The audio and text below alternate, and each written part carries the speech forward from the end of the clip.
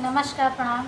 कैसे हैं आप सभी लोग? उम्मीद करती हूँ आप लोग बहुत अच्छे होंगे, स्वस्थ और मस्त होंगे। मैं पूनम मोदी सिंगर अपने यूट्यूब चैनल पर आप सभी का तहे दिल से स्वागत, वंदन, अभिनंदन करती हूँ।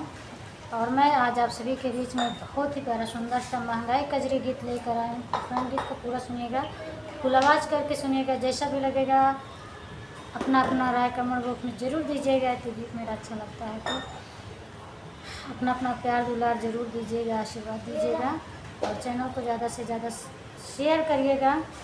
तो चलिए देर न करते हैं, मैं सुनाती हूँ इस गीत पर। ये भी महंगाई गीत है और बहुत ही प्यारा गीत है। तो मैं आज फिर से एक महंगाई गीत लेकर आई हूँ। प्लीज़ इस गीत को फुल सुनिएगा, फुल आवाज़ करके सुनिएगा और समझने की कोशिश करिएगा। महंगाई इसमें बहुत ज़्यादा हो रही है, तो उसी पर ये गीत है, कजरी गीत। खर्चा घरवा के कैसे हम चलाए पिया, बढ़ले महंगाई पिया ना। खर्चा घरवा के कैसे हम चलाए पिया, बढ़ले महंगाई पिया ना।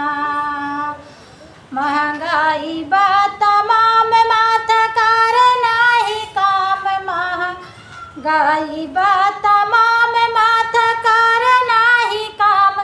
बेटा बेटी का कैसे हम पढ़ाई पिया, बढ़ले महंगाई पिया ना।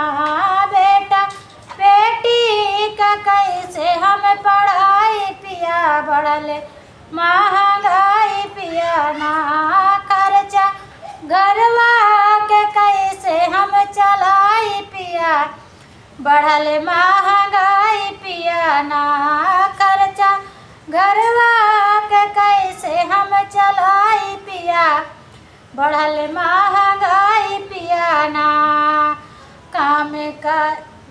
कम कमाई बा तोहार बाट खारे, चाह जारे कम कमाई बा तोहार बाट खारे, चाह जारे। साग सब्जी भी कैसे अब लाई पिया, बढ़ले महंगाई पिया ना।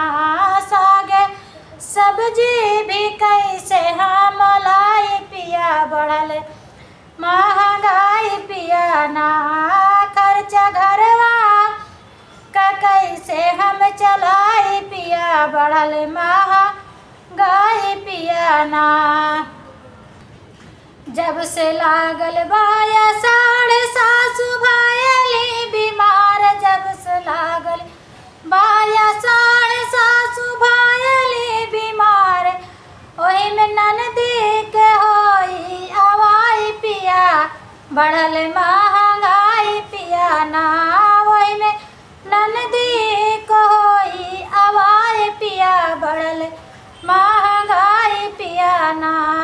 खर्चा घरवा का कैसे हम चलाई पिया, बढ़ले महंगाई पिया ना।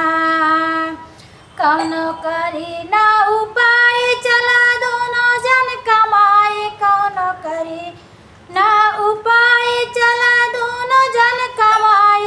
एक फोनवा तू हम के ले आय द पिया, बढ़ले महंगाई पिया ना। एक फोनवा तू हम के दे तलाई पिया, बढ़ल महंगाई पिया ना। होई बढ़िया कमाई हमहू वीडियो बनाई, होई बढ़िया कमाई हमहू वीडियो बनाई। दोनों जान मिलके खर्चा उठाई पिया, बढ़ले महंगाई पिया ना।